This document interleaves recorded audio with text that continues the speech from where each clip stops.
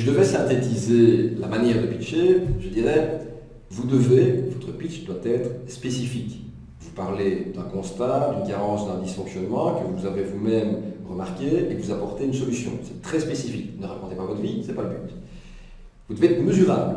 Et que vous avez certainement déjà récolté un certain nombre de données, des données qui vont donner de la crédibilité à votre projet. Parlez-en, sans rentrer dans un détail trop papouillé. Vous devez être acceptable, projet, votre pitch, acceptable et réaliste. Vous parlez d'un dysfonctionnement, d'une carence auquel vous apportez une solution. Il ne faut pas non plus que vous ayez des motivations surréalistes ou un projet qui ne colle pas une forme de réalité, qui ne soit pas concrétisable. Et enfin, vous devez être lié à une échéance temporelle. Ce n'est pas dans 150 ans que vous allez réaliser votre projet, ni dans 2 jours, ce n'est pas crédible, mais dans un délai raisonnable que vous devez mentionner. Le pitch, comme je vous l'ai dit, c'est un peu la 4e couverture d'un bouquin, mais c'est aussi la mise en scène de l'executive summary, cette fameuse synthèse que vous faites d'un business model. Si vous avez déjà réalisé votre business model, vous en avez donc une synthèse, mettez un peu cette synthèse en scène, mettez un peu de phare, un peu de baume, mettez un peu de gaieté.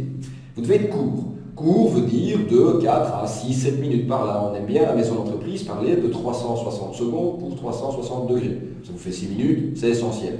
Vous devez être structuré. J'ai parlé d'une approche en entonnoir, aller du général au particulier, du problème reconnu à la solution préconisée. N'allez pas dans d'autres types de détails. Vous devez être formel, mais sur le formalisme, attention à un certain nombre de petits défauts. Vos tics de langage, repérez-les, bannissez-les.